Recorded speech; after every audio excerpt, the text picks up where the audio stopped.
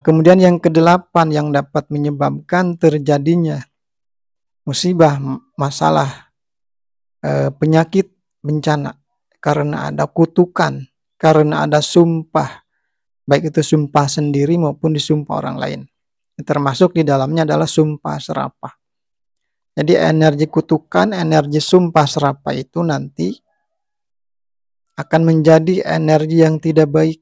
Itu hidup nanti akan menimbulkan hal-hal yang tidak baik, nanti bisa berupa penyakit, kesialan, ataupun permasalahan yang lainnya, musibah, bencana, dan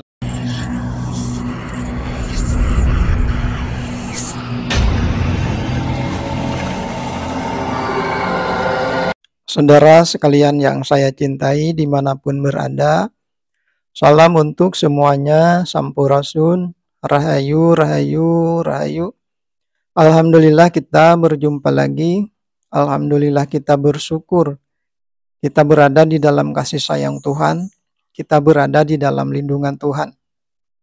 Saudara sekalian, sesungguhnya di dalam kehidupan ini berlakunya hukum sebab akibat. Apapun yang terjadi dalam kehidupan kita adalah akibat daripada adanya sebab. Nah, karena itu di dalam obrolan sekarang ini, di dalam bahasan sekarang ini, kita akan membahas, kita akan berbicara tentang hal-hal yang dapat menyebabkan terjadinya penyakit, musibah, bencana, kesialan. Apakah ada hal-hal yang dapat menyebabkan terjadinya penyakit, musibah, bencana, kesialan, dan masalah? Tentunya ada. Semua itu ada sebab-sebabnya, maka terjadi akibat. Apabila kita mengalami sakit, nah berarti ada sebab-sebabnya. Dan sesungguhnya yang dapat menyebabkan penyakit, musibah dan bencana, kesialan dan permasalahan itu sangat banyak. Nah, di dalam bahasan sekarang ini saya akan berbicara, saya akan menjelaskan hanya 9 penyebab saja. Karena itulah yang paling mendasar. Yang ke-1, hal-hal yang dapat menyebabkan terjadinya penyakit, musibah, bencana, dan kesialan adalah perbuatan yang tidak baik, adalah telah melakukan perbuatan yang tidak baik. Perbuatan yang mana adalah mulai daripada perbuatan hati dan pikiran, perbuatan lisan, perbuatan mata, perbuatan pendengaran, perbuatan tangan, kaki, alat kelamin, dan seterusnya. Contoh perbuatan hati dan pikiran. Nah, misalkan kita merencanakan untuk berbuat yang tidak baik. Selanjutnya misalkan contohnya di dalam hati dan pikiran kita menyimpan mudah buruk sangka, menyimpan kebencian kepada orang lain, menyimpan dendam, menyimpan sakit hati, kekecewaan, dan lain-lain. Nah, itu adalah contoh-contoh perbuatan hati dan pikiran kita. Selanjutnya kepada perbuatan lisan, kita berkata-kata yang tidak baik. Selanjutnya perbuatan mata, telinga, tangan, kaki, dan alat kelamin, dan seterusnya. Apabila kita melakukan perbuatan yang tidak baik, itu sama saja kita menciptakan dan menyimpan energi yang tidak baik pada diri kita, pada tubuh kita. Nah, kalau kita berulang-ulang melakukan perbuatan yang tidak baik, nah kita sesungguhnya menciptakan di situ energi yang tidak baik yang sangat besar, dan kita menyimpannya di dalam tubuh kita.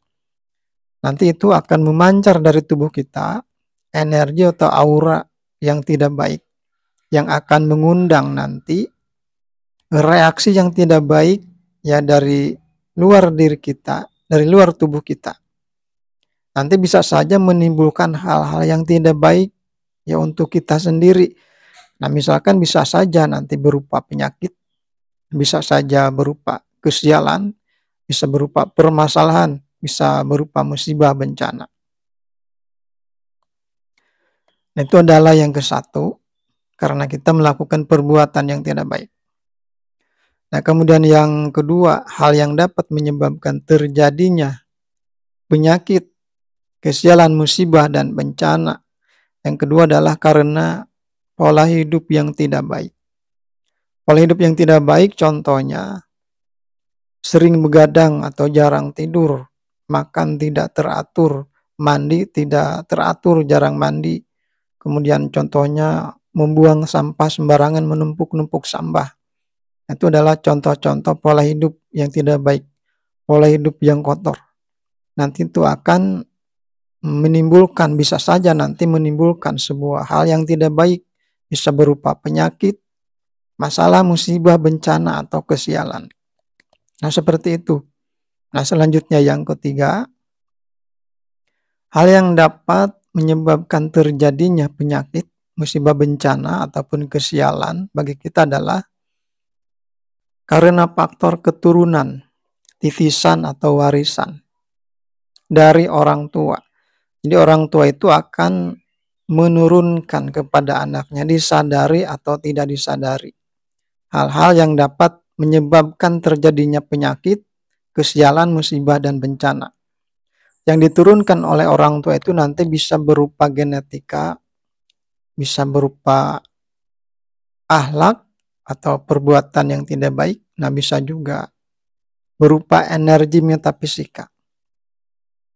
Yang berupa genetika atau diturunkan secara genetika, misalkan orang tua mengidap atau memiliki penyakit yang serius yang sangat besar, yang bisa diturunkan secara genetika. Nah, itu bisa saja nanti turun kepada anaknya. Nah, bisa saja suatu saat anaknya akan mengalami sakit. Nah, seperti yang dialami oleh orang tuanya. Nah, selanjutnya yang diturunkan oleh orang tua adalah berupa akhlak. Yang dimaksud akhlak yang tidak baik, perbuatan yang tidak baik. Apabila orang tua memiliki akhlak yang tidak baik atau perbuatan yang tidak baik, itu energinya itu nanti akan terserap, akan turun kepada anaknya. Nah, suatu saat bisa saja terjadi pada anaknya itu hal-hal yang tidak baik, bisa berupa penyakit, nah bisa berupa musibah, bencana, kesialan, dan lain-lain. Nah, selanjutnya yang diturunkan oleh orang tua, yang diwariskan, yang dititiskan oleh orang tua bisa berupa energi metafisika.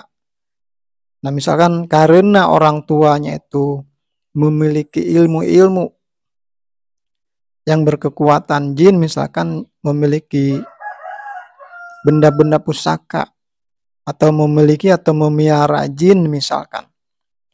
Nanti energi itu akan bisa turun atau diserap oleh anaknya. Nah, kemudian apabila tidak sesuai energi itu dengan anaknya tadi, tidak sesuai, tidak seimbang, nah bisa saja nanti akan menimbulkan hal-hal yang tidak baik pada anaknya, bisa berupa penyakit, musibah, bencana, kesialan, ataupun permasalahan yang lainnya.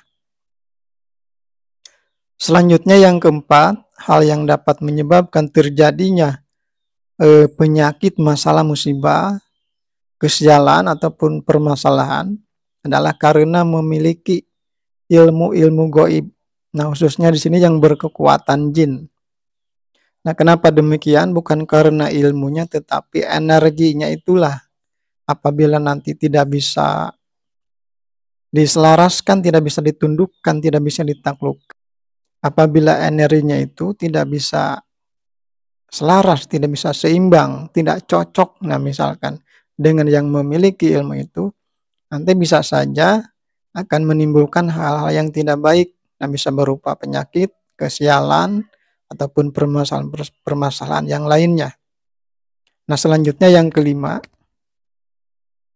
hal yang dapat menyebabkan terjadinya penyakit, permasalahan, kesialan, musibah, dan bencana karena memiliki benda-benda pusaka atau ajimat-ajimat. Kenapa demikian? Sesungguhnya bukan bendanya itu, bukan materinya itu yang dapat menyebabkan permasalahan yang tidak baik, kan tetapi energinya tadi. Nah, bisa saja karena tidak dirawat, Nah, misalkan, nah itu bisa saja nanti menimbulkan permasalahan yang tidak baik. Atau bisa saja karena energinya tidak sesuai dengan yang memegang benda pusakanya misalkan, nah itu bisa saja. Ataupun bisa juga energinya tidak bisa ditundukkan, tidak bisa ditaklukkan.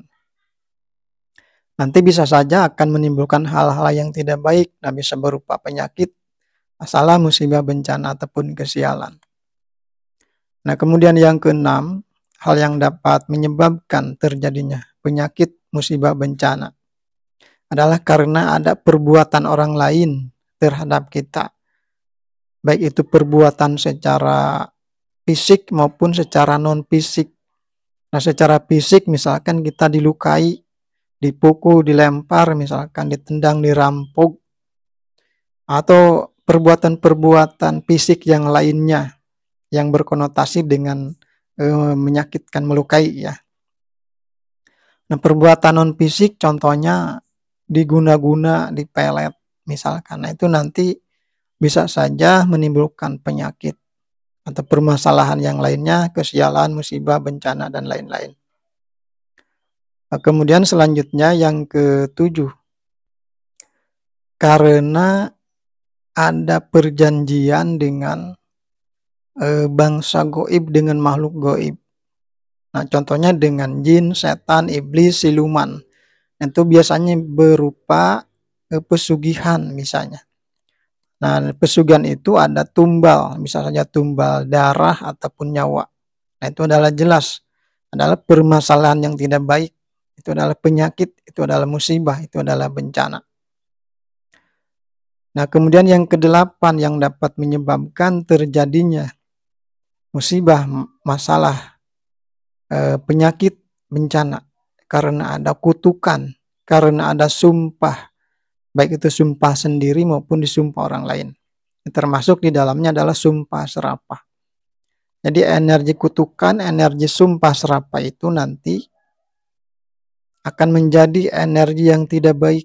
Nah, itu hidup nanti akan menimbulkan hal-hal yang tidak baik, nanti bisa berupa penyakit, kesialan, ataupun permasalahan yang lainnya, musibah, bencana, dan lain-lain. Nah, makanya demikian ada sebuah keterangan, dan janganlah kamu jadikan sumpah-sumpahmu sebagai alat penipu di antara kamu yang menyebabkan tergelincirnya kakimu setelah kuat kokohnya. Dan kamu akan mendapatkan akibat yang buruk. Nah, itulah yang kedelapan adalah karena ada sumpah serapah, karena ada kutukan.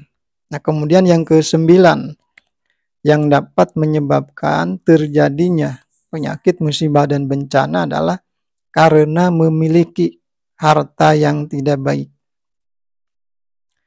Harta yang tidak baik itu bisa saja karena mendapatkannya dengan jalan yang tidak baik, dengan cara yang tidak baik. Contohnya hasil mencuri, hasil menipu, hasil korupsi.